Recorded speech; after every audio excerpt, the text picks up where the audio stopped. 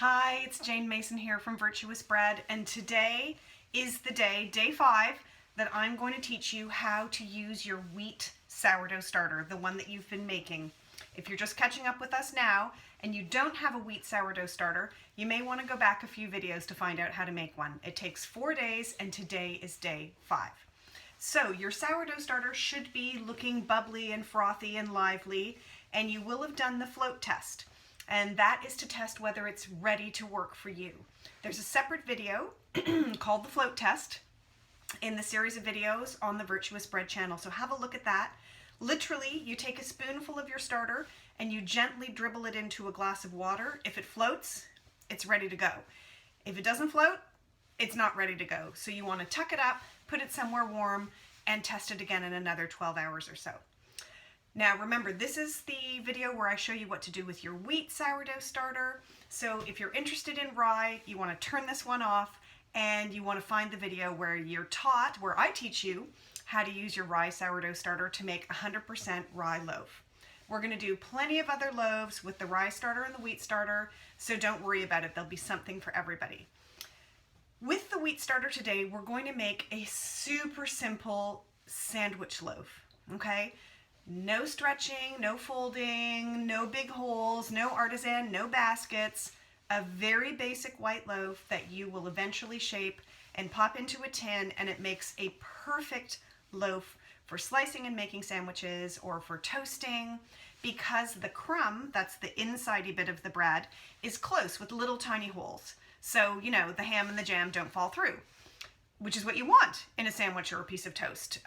If you want something with big holes, you're clearly not going to make a sandwich out of it because the filling will fall through. So bread has a function, and the function of this particular loaf is closed crumb for making toast, for making sandwiches, for holding whatever's on top of it. So without further ado, what I'm going to do is super simple. The recipe will be, there'll be a connection, a link to the recipe, at the bottom of this video. And it calls for 90 grams of refreshed starter. So here's my bubbly refreshed starter. I know you can't see it, the lighting's not great, but I have my bowl in front of me and I'm going to measure 90 grams. It's not always easy to measure because this is obviously pretty gloopy, but I'll do my best. And I've got 57. It's like kind of wonky chewing gum, really. It's and I stirred up my starter, so don't you don't have to be shy with it. Now remember, with your remaining starter, you just want to put it into a clippy glass jar or a clippy Tupperware, something that's really airtight. Like an old yogurt pot isn't really going to cut it. It has to be much more airtight than that. A Kilner or a clippy Tupperware are perfect, because actually if the sourdough starter is still emitting gas, the excess gas can go out. Nothing can get in, but the excess gas can go out. So they're very safe. They're safer than a jam jar. Okay, jam jar, the pressure just builds up in front of the jam jar, so when you open it, it'll go psht. But you don't want the pressure to build up so much that the jam jar actually explodes, like those ginger beers that you might remember from your childhood. Exploding bottles of ginger beer. I remember those. So anyway, with your leftover starter, put it in a jar, put it in the fridge. It's perfectly safe. It'll go to sleep. No feeding, no worrying. And when you're ready to use it, you pull it out and you refresh it. And there's going to be a separate video about that. So just pop it in the fridge. Don't worry. Okay, it's still there. It's still alive. It's there for your grandchildren.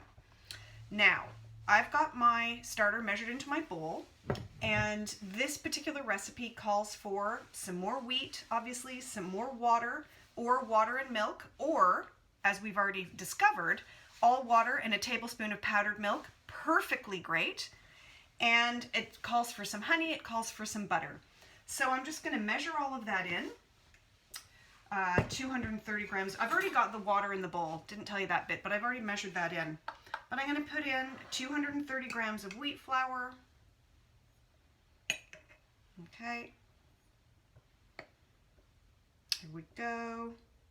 We're nearly there. Oops, a bit more. Okay. and I've put the water in already.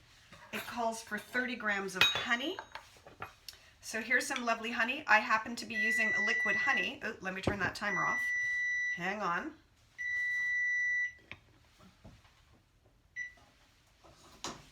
But you can use a solid honey. It'll all go into the dough when you need it. So there's my 30 grams. That looks like amazing honey, actually. And it needs 30 grams of butter. What the butter does is it makes the bread a little bit more unctuous, a little bit more rich and delicious. So I'm going to measure, that's about 30 grams. Yes, exactly. Well done, me. And 5 grams of salt, which is about a teaspoon, okay? There we go. Put the rest back in there.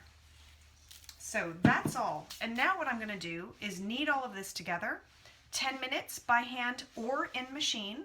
If you're using a machine, just put it on the lowest setting, knead it for 10 minutes, and then you want to cover it, right, with plastic wrap or a shower hat, and you want to leave it for a good 4 hours after you've kneaded it.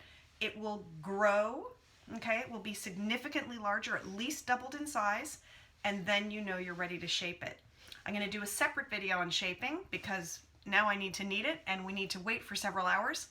So there'll be another video on how to shape this for a tin.